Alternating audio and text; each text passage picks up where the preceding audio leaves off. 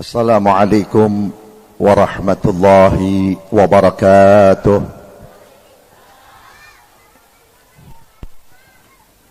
Bismillahirrahmanirrahim. Alhamdulillahi rabbil alamin. Wa bihi nasta'inu ala umuri dunya waddin. Wassalatu wassalamu ala sayyidil mursalin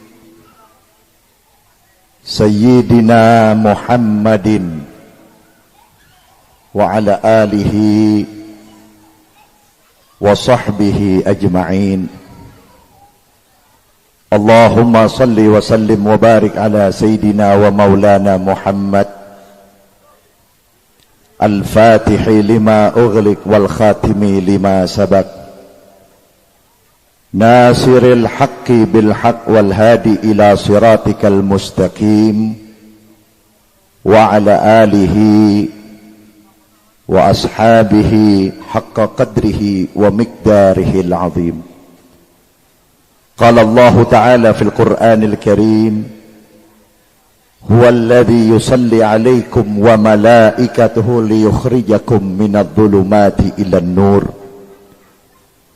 Wa qala ta'ala wa ma arsalnaka illa rahmatan lil alamin. Wa qala sallallahu alaihi wa alihi wa sallam man ahya sunnati faqad ahabbani wa man ahabbani kana ma'i fil jannah atau kama qala sallallahu alaihi wa alihi wa sallam. Al-mukarramun wal muhtaramun, para habaib dan para alim ulama, bapak-bapak, ibu-ibu, saudara-saudara yang sama-sama dimuliakan oleh Allah subhanahu wa ta'ala. Wabil khusus kepada pimpinan pondok pesantren As-Sa'adah beserta para santri, beserta para dewan guru, beserta panitia penyelenggara peringatan Maulid Nabi besar Muhammad sallallahu alaihi wasallam yang sama-sama kita cintai dan mudah-mudahan dimuliakan oleh Allah subhanahu wa ta'ala.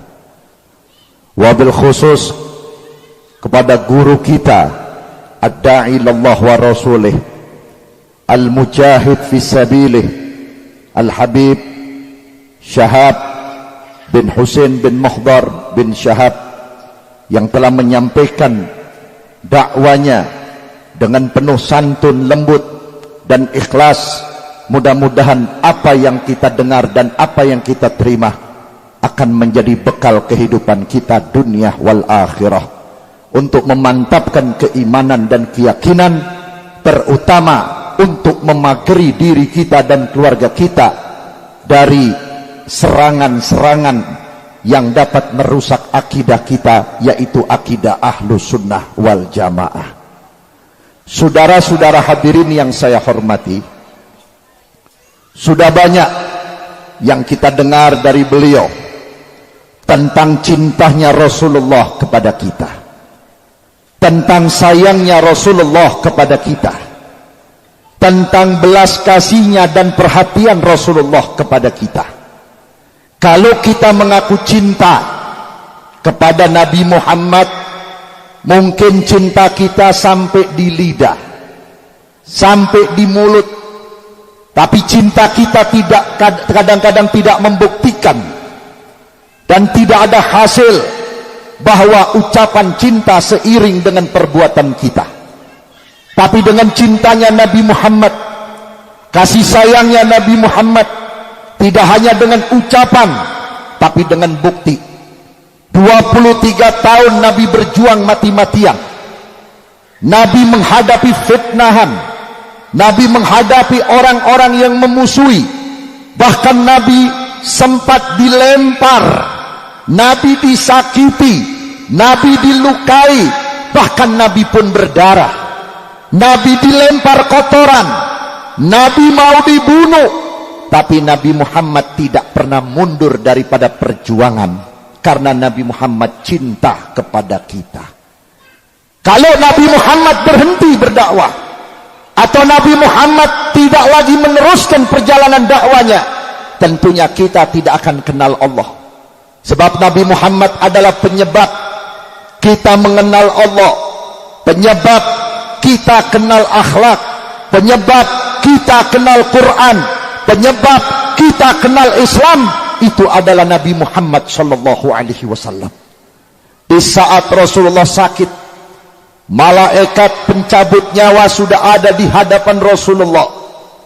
Begitu malaikat Israel mencabut nyawa Rasulullah, Rasulullah merintih kesakitan.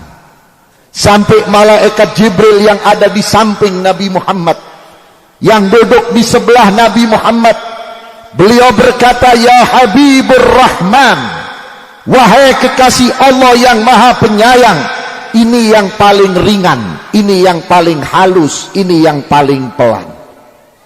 Nabi terkejut, kaget mendengar ini yang paling pelan. Akhirnya Nabi Muhammad ingat kepada umatnya, "Ya Allah, kalau ini yang paling ringan kau berikan kepadaku, sementara aku tidak sanggup menahan sakitnya, bagaimana umatku yang hidupnya penuh dengan dosa dan kesalahan?"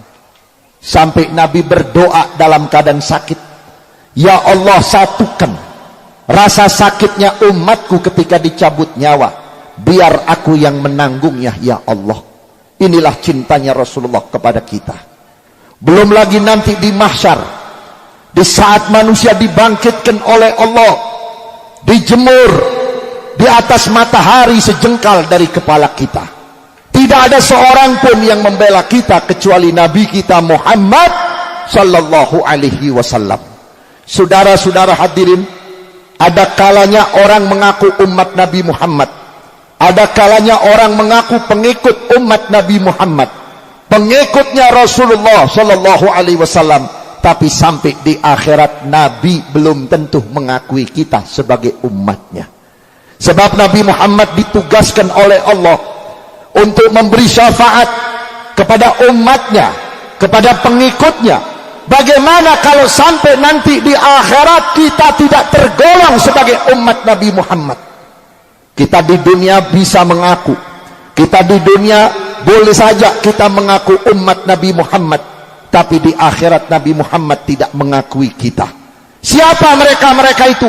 Di antaranya Rasulullah menjelaskan dalam sebuah hadis, "Laisa minni dhu hasadin wala namimatin wala kahanatin wala ana minhu."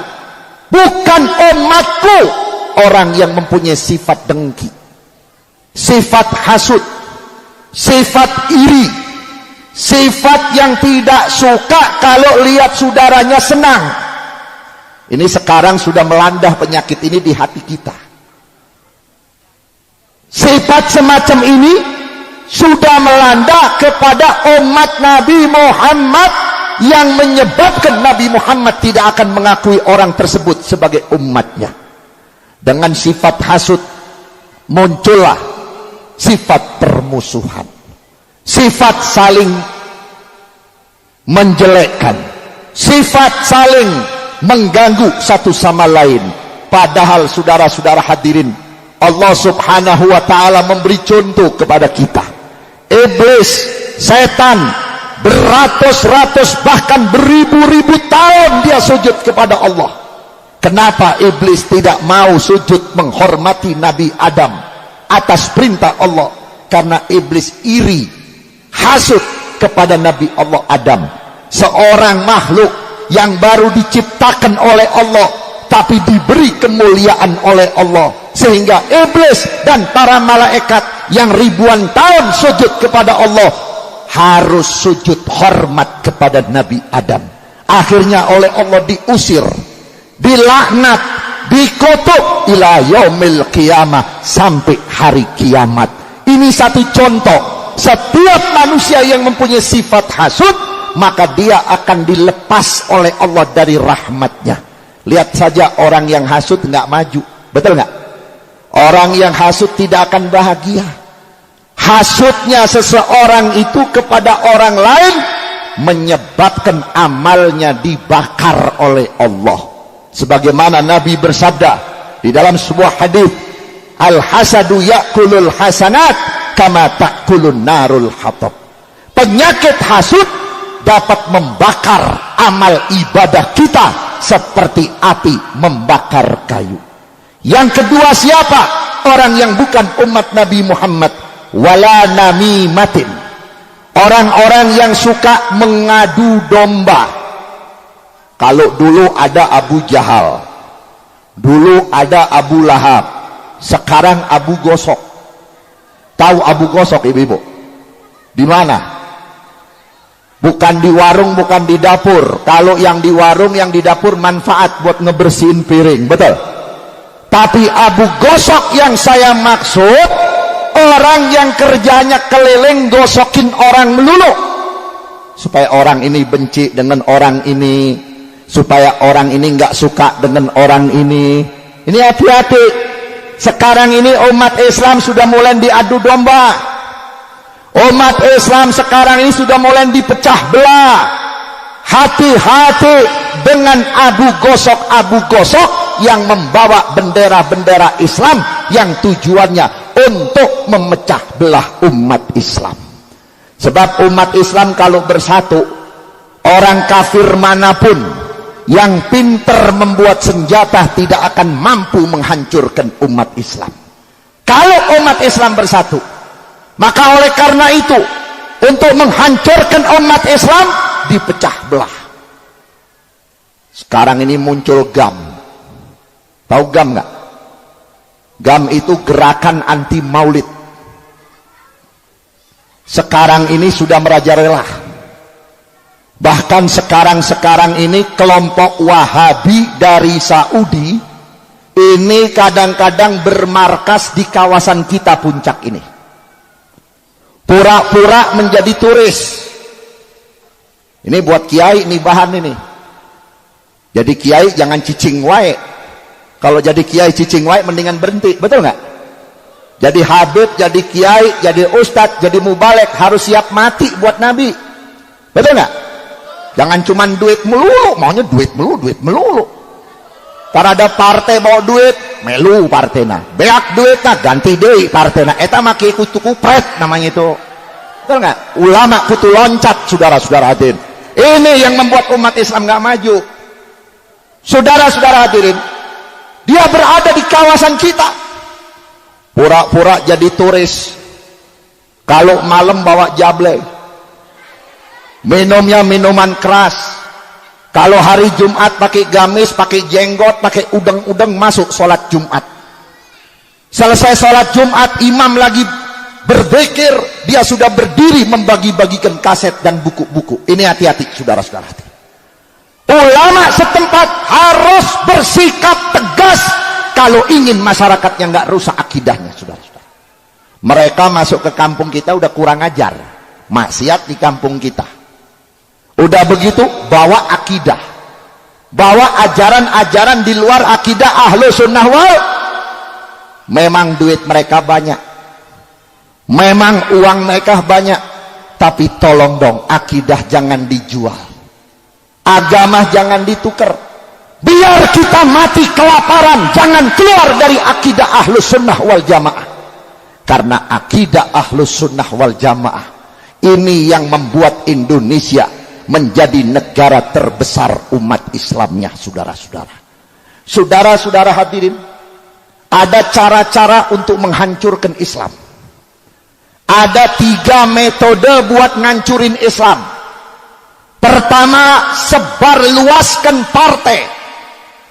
Kalau dulu zaman Pak Harto 3 partai, P3, Golkar, PDI. Sekarang setelah reformasi partai lebih dari 100. Bahkan ada partai berbasis orang komunis, namanya Parpernas. Ini partai didirikan oleh keturunannya orang-orang yang membantai ulama tahun 60-an. Keturunannya orang-orang yang membantai jenderal pada tahun 60-an. Sekarang anak cucunya bangkit dengan membuat partai baru berideologi komunis. Ini hati-hati saudara-saudara, saking banyaknya partai. Dan di dalam partai ini yang dicari para ulama, para kiai, para habib yang punya pengaruh, ditarik untuk ngurus partai. Ulama kalau sudah ngurus partai, pesantrennya akan ketinggalan, pesantrennya akan dibiarkan.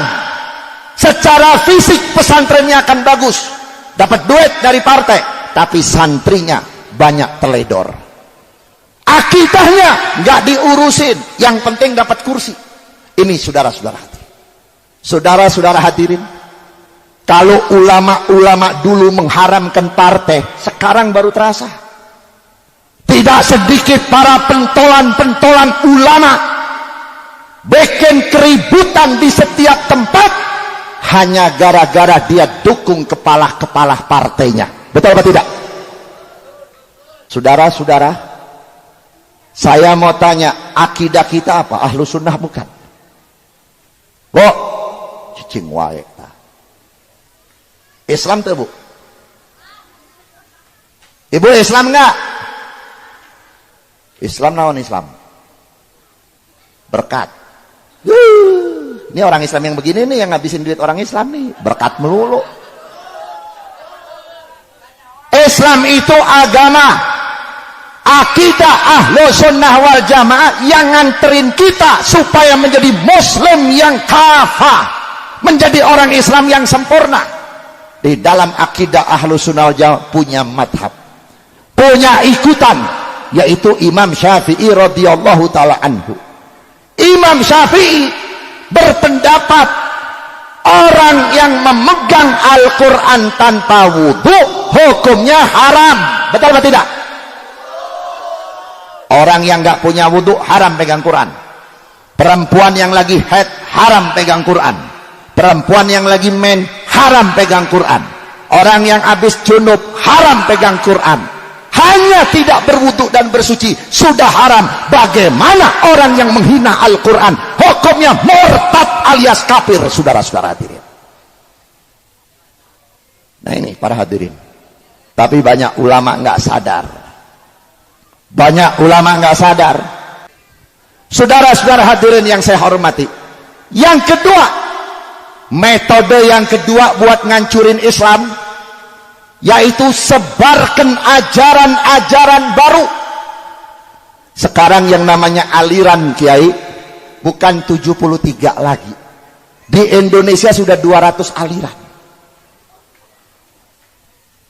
Di Indonesia sudah 200 aliran. Kemarin rame ada Islam sejati,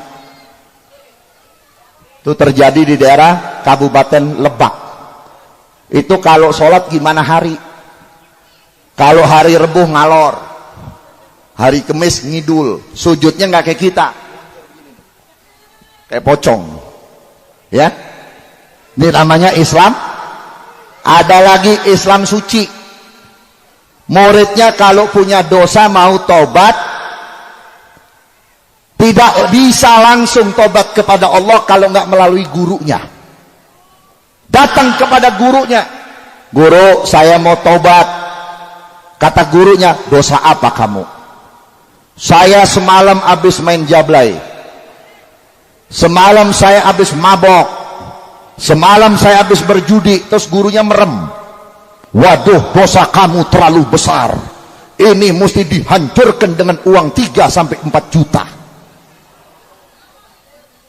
Kira-kira ada nggak dalam ajaran Islam taubat pakai duit?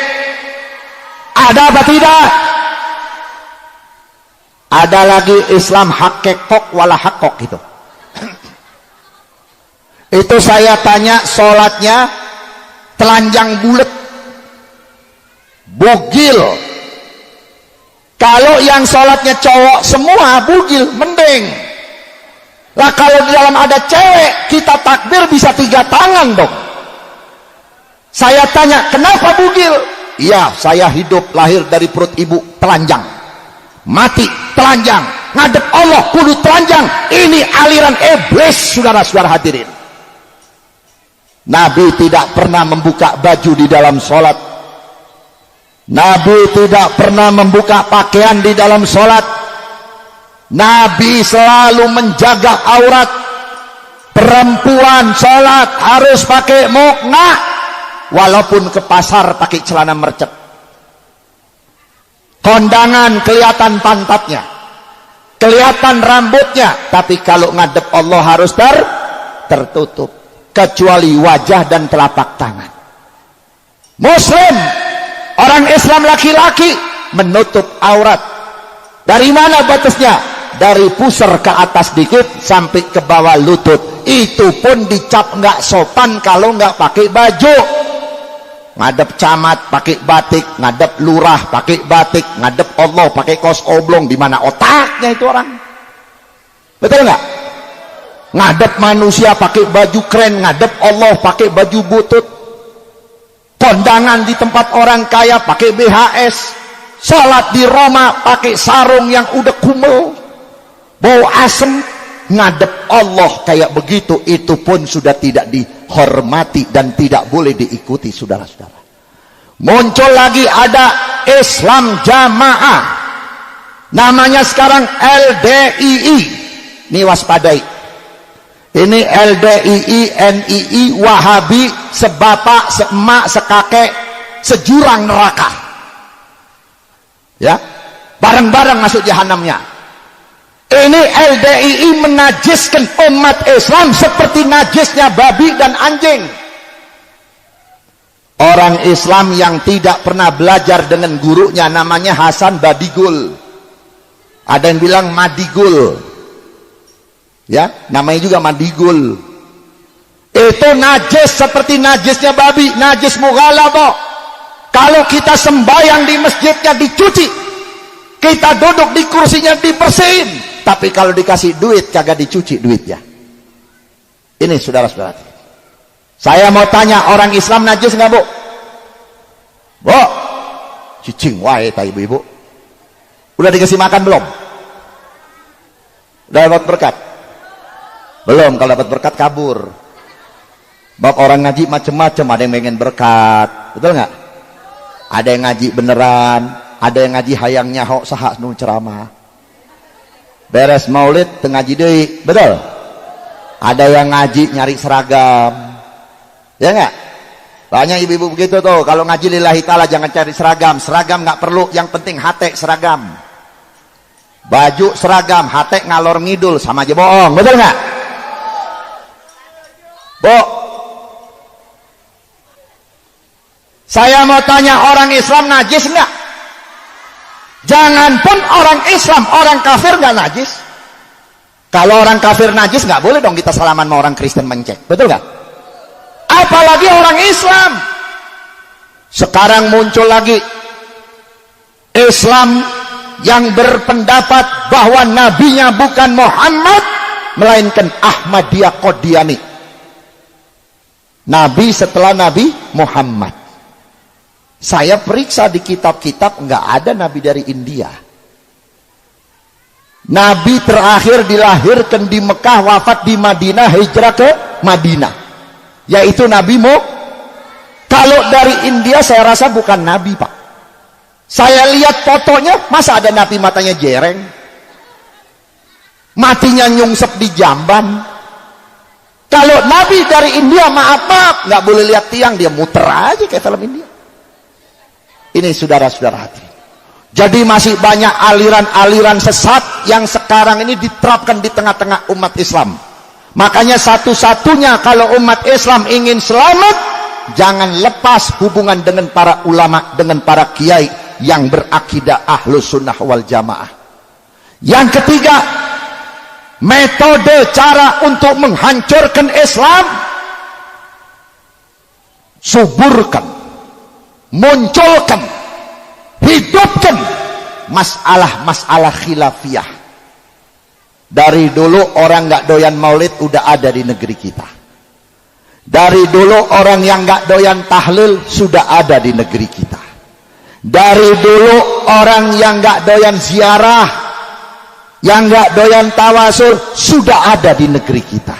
Tapi nggak pernah ribut. Di Indonesia ini ada dua ormas, namanya NU dan Muhammadiyah. Dua-duanya ini ormas organisasi kemasyarakatan yang paling besar. Antara NU dan Muhammadiyah itu ada perbedaan, tapi nggak pernah ribut. Bahkan NU dan Muhammadiyah itu seperti kakak dan adik, nggak pernah ribut. Orang NU sholat subuh pakai kunut, orang Muhammadiyah tidak. Satu masjid bareng-bareng, nggak ribut.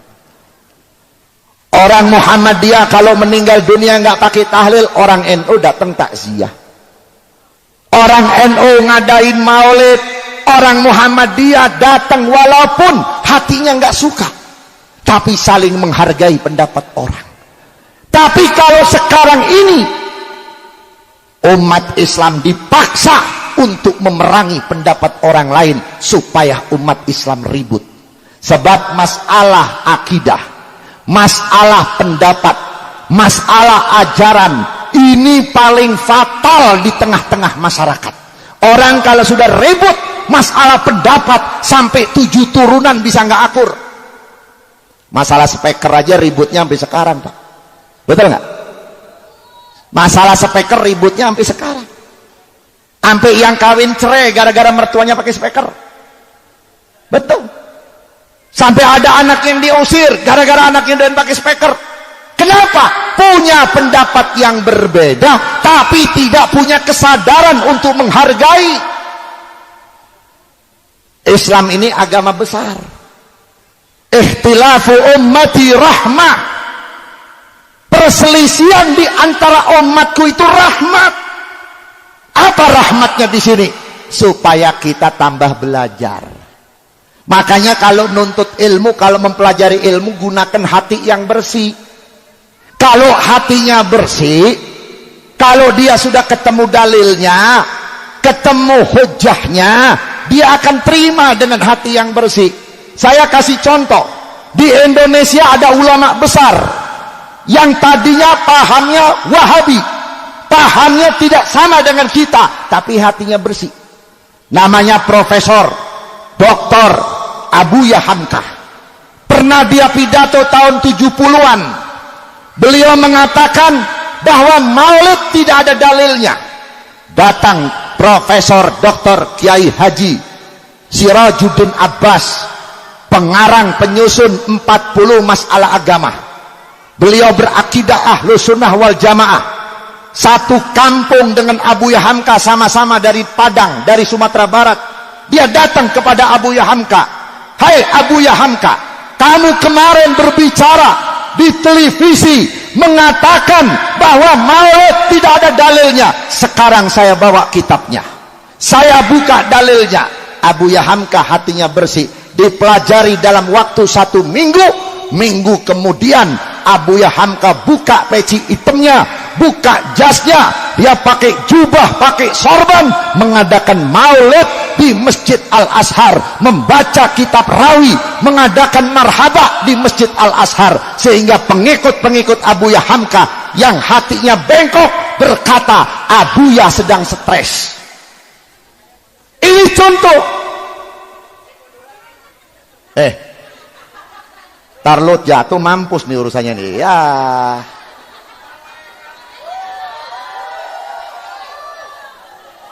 Udah nggak usah difoto, dengerin aja dah, betul nggak? Saya paling nggak resep bu di potret bu, nggak resep. Kenapa? Nggak pernah jadi. Oh jadi beb, nah lo yang punya, gua nggak punya, kan nggak jadi namanya. Saudara-saudara hadirin yang saya hormati, ini pelajaran buat kita. Kalau kita merasa tidak paham, tidak mengerti, santri cicing, diam. Ini bahan buat ente nih. Ntar ente kalau jadi kiai jangan pengecut, betul nggak? Jangan kiai modal pakaian melulu, ngadepin yang begitu cicing wae dah. Sekarang udah banyak kan kiai ayam sayur. Sekarang ente jangan jadi ayam sayur. Dia nerima sumbangan melulu, giliran akidah innallaha ma'as sabirin, sobirin melulu, petot bener-bener dah. Iya, hati-hati sekarang hadirin. Ini contoh buat kita. Setiap sesuatu landasi dengan hati yang bersih. Jangan hasut. Kalau udah hasut, kita nggak bakalan bener.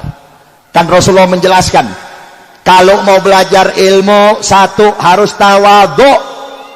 Tawadhu kepada guru, tawadhu kepada orang tua, tawadhu terhadap pelajaran yang diajari oleh guru. Baru ilmu kita manfaat. Biar guru kita bilang, hei santri, nyebur ke kolam, nyebur. Nyebur, kenapa? Tidak mungkin sang guru memerintahkan jelek. Pasti ada sesuatu. Kenapa santri suruh nyebur di kolam? Karena santri tadi pagi mandi junubnya belum benar. Ya nggak? Nggak semata-mata. Dulu di Jawa Timur itu yang namanya pesantren, baknya itu dalam, lebar. Ada satu santri suruh ngurasnya aja 2 hari nggak kelar-kelar. Udah diisi air, datang tuh kiainya, santri yang satu kuras lagi. Kiai kan udah dibersihin, kuras lagi. Begitu dikuras ngedumel hatinya. Nih kiai apa-apaan sih? Bak udah bersih, saya disuruh bersihin. Subhanallah, nggak taunya di bawah ada bangkai anjing yang belum keangkat. Jadi nggak semata-mata guru memerintahkan murid, betul nggak? Saudara-saudara hadirin yang saya hormati, makanya kita kembali kepada ulama, kembali kepada guru. Zaman sekarang hati-hati, ngaji jangan kejebak. Sekarang ini yang namanya kawan, namanya lawan sama. Kopiahnya sama, bajunya sama, jenggotnya sama, tapi akidahnya belum tentu sama. Betul apa tidak? Makanya kalau cari guru harus pilih-pilih. Guru yang mana yang mesti kita guruin? Guru yang tidak keluar dari ajaran-ajaran salafun saleh yang berakidahkan ahlu sunnah wal jamaah. Sekarang ini banyak orang ngaco. Orang baca ratib dilarang, diganti zikir bersama. Zikir bersama isinya apa? Cuman 2 kalimat tasbih, nangisnya 2 jam. Astagfirullahaladzim. Namanya nangis ini bukan barang baru. Bintang film bisa nangis karena nangis itu ada cara. Saya banyak teman saya yang sutradara. Saya tanya, itu kalau mau bikin nangis gimana caranya?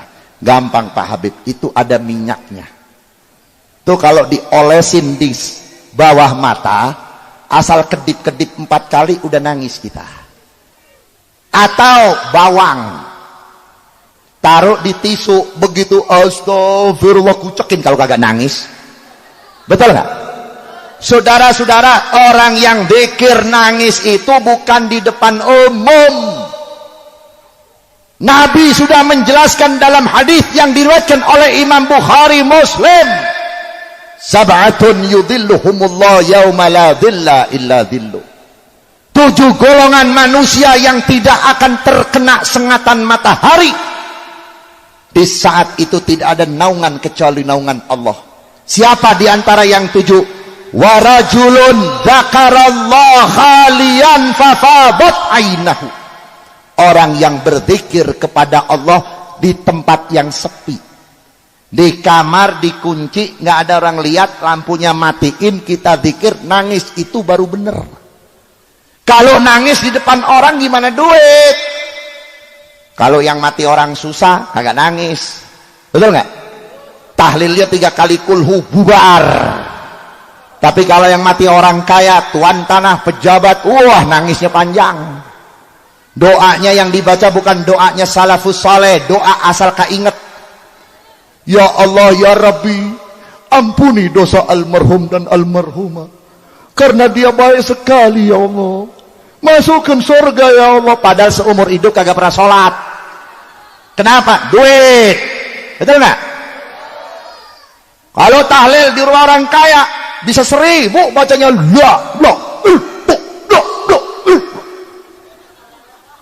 doanya jelas. Coba kalau udah tahlil sama orang susah, 3 kali kulhu bubar, baca doa kayak tawon lagi kumpul. Ya nggak? Ini hati-hati. Makanya di sini kita cari guru yang bisa nonton. Apa kata Nabi? La tajlisu inda kulli alimin illa alladhi yad'ukum minal khamsi ilal khamsi. Jangan kamu duduk bersama orang alim, jangan kamu berguru dengan seorang yang dianggap orang alim kalau mereka tidak membawa kepada 5 perkara. Yang pertama, minasyak ilal yakin. Yang tadinya kita ragu-ragu jadi yakin. Kita nggak tahu apa dalilnya maulid, kita diajarin, diterangin, nih dalilnya maulid, nih tujuan maulid, yakin dengan maulid. Yang tadinya kita nggak percaya bahwa doanya orang hidup itu sampai kepada ahli kubur, oleh guru dijelasin bahwa doanya orang yang hidup itu sampai kepada ahli kubur. Contohnya apa? Lihat Nabi Muhammad setiap masuk kuburan memberi salam, assalamualaikum ya ahlal kubur. Kalau orang di kubur nggak mendengar berarti Nabi ngajarin bohong, saudara-saudari. Yakin kita. Yang tadinya kita nggak percaya adanya Allah, dijelaskan, nih buktinya adanya Allah, adanya langit, adanya bumi, adanya pohon, adanya gunung, ada matahari, ada bintang, ada rembulan. Ini bukti adanya Allah. Walaupun Allah tidak nampak, tapi Allah ada, buktinya ada ciptaan. Yakin kita kepada Allah. Nih jadiin guru yang begini. Yang kedua, minal adawa ilan nasihah. Guru yang bisa ngakurin orang yang sedang pecah belah. Orang lagi ribut, orang lagi bermasalah, guru ngajarin dengan nasihat yang baik. Kita sama muslim gak usah ribut, walaupun beda paham masing-masing, yang penting ketemu assalamualaikum. Beda paham boleh, asal jangan beda Tuhan. Tuhannya Allah, nabinya Muhammad, kitab Qur'annya sama. Islam, mukmin, betul nggak? Masalah madhab boleh beda, tapi hormati, hargai pendapat orang lain. Ini dipersatukan oleh guru tersebut. Jangan guru yang ngajarin kita pecah belah. Saudara-saudara, itu yang ngadain maulid itu ahli bid'ah wa dhalalah. Saudara-saudara, yang ziarah ke kuburan Habib Keramat Empang Bogor itu musyrik. Saudara-saudara, yang tawasul kepada Syekh Abdul Qadir Jalani, copot imannya. Itu bukan saudara kita, itu lawan kita. Guru yang model begini, secara jelas saya katakan, dia bukan guru, dia PKI. Sebab PKI selalu menghasut orang. Sekarang banyak, bahkan di Bogor ada radionya, Pak. Di Bogor ada radionya. Hari Minggu yang lalu saya ceramah di wilayah Semplak. Alhamdulillah di situ ada wali kota dan jajarannya. Wali kota Bogor ini sekarang udah kena racun Wahabi. Ya, sudah jadi Wahabi. Nih saya ngomong apa adanya nih. Masjid Kota Madia yang dari dulu sampai sekarang hari Jumat azan 2 kali, sekarang sekali. Masjid raya yang dibangun oleh duit rakyat, di mana rakyat Bogor ini 99% berakidah Ahlus Sunnah wal Jamaah, menggunakan azan 2 kali, subuh pakai kunut, sekarang dirampas oleh kelompok Wahabi. Saya katakan kepada wali kota, hai wali kota, ingat bahwa di Bogor ini masyarakat dan rakyat Bogor, mayoritas umat Islam berakidah Ahlus Sunnah wal Jamaah. 1% yang bukan Ahlus Sunnah wal Jamaah. Jangan coba-coba merubah tatanan kota Bogor dengan akidah yang baru. Ingat, hari ini juga kami dan umat Islam bisa turunkan Anda dari jabatan. Makanya besok-besok kalau ada pilkades, kudu waspada. Sekarang ini paham-paham ini masuk sampai ke tingkat pemerintahan. Sekarang ini berlomba-lomba. Presiden harus orang yang anti maulid. Wali kota harus orang yang anti maulid. Camat harus orang yang anti maulid. kita nggak usah panjang lebar. Ketemu lurah anti maulid, pecat. Ketemu camat anti maulid, pecat. Ketemu bupati, wali kota, gubernur, presiden anti maulid, pecat. Karena kalau dipimpin oleh orang yang anti maulid, negeri kita bakal ditumpahkan bala dan musibah oleh Allah Ta'ala. Saudara-saudara, Imam Jalaluddin As-Suyuti, beliau berkata, wa ma min muslimin quri'a maulidun nabi sallallahu alaihi wasallam fi baitihi illa rafa'ahu Allah Ta'ala al-qahtu. Apabila seorang muslim baca maulid sendirian di rumahnya, baca maulidnya sendirian di rumah, apalagi kalau berjamaah begini, Allah Ta'ala bakal mencabut al-qahtu, kelaparan atau moneter. Kalau negeri kita moneter, padahal waktu krisis moneter Amerika, Malaysia itu pun terkena moneter. Beberapa negara-negara di Asia dan di Eropa kena moneter. Tapi kenapa Malaysia cuma 3 bulan moneternya, sekarang pulih kembali? Indonesia sudah 4-5 kali ganti presiden, makin bejat ekonomi Indonesia. Kenapa? Karena di Indonesia sudah ada orang yang berani menentang Rasulullah Sallallahu Alaihi Wasallam. Jangan mau dipimpin oleh orang yang anti maulid. Betul, memang mereka pintar, sebelum diangkat, sebelum partainya laku, pura-pura ngadain maulid. Ada partai anti maulid, tapi sekarang pura-pura ngadain maulid. Hati-hati, Allah jangan ditipu. Siapa yang memperingati maulid lillah bakal dapat ganjaran, yang pura-pura bakal hancur. Hati-hati saudara-saudara hadirin, itu partai bakal jadi bak sampah nanti saudara-saudara. Pengikutnya bakal stres karena memikirkan partainya kalah dan yang diikutin salah. Nanti saudara bakal lihat banyak orang gila pakai udeng-udeng. Sekarang udah banyak jenggot panjang, celana ngatung, gawe untuk di masjid. Kalau tanya kunaon yang di masjid, iktikaf, padahal ngejedok ngobrol urusan duit. Masa di masjid iktikaf ngobrol urusan dagang? Cerita masalah pacar, cerita masa lalu, istrinya ditinggal, anaknya ditinggal. Kenapa yang tinggal kerja? Jihad sabilillah, tangkurak sia. Paling afdal jihad membela anak. Dan ingat gak di Bandung kemarin ada ibu bakar anaknya? Ingat gak? Itu gara-gara apa? Lakinya ikut kelompok keliling masjid kagak kerja. Di Cibadak arah ke Pelabuhan Ratu, seorang istri muslimah mutlak menjadi Kristen gara-gara ditinggal suaminya kelilingan ke masjid-masjid 6 bulan nggak dikasih biaya. Anaknya butuh susu, anaknya butuh makan, istrinya butuh segala macam, nggak punya duit, ngutang ke sana kana mari sudah cukup, rentenir menjebak. Akhirnya terpaksa datang misionaris Kristen, bawa duit 20 juta, tanda tangan masuk Kristen. Begitu suaminya 6 bulan pulang, rumahnya sudah ada palang salib. Saudara-saudara, jihad boleh, tapi keluarga kudu bener. Sebelum ngajarin orang lain, ajarin keluarganya dulu. Jangan orang lain suruh pakai jilbab, perawannya pakai celana mercet. Betul nggak? Banyak anak ulama sekarang, bapaknya dakwah di sana sini, anaknya resepsi pakai baju telanjang. Saudara-saudara hadirin, di mana tanggung jawabnya para hadirin?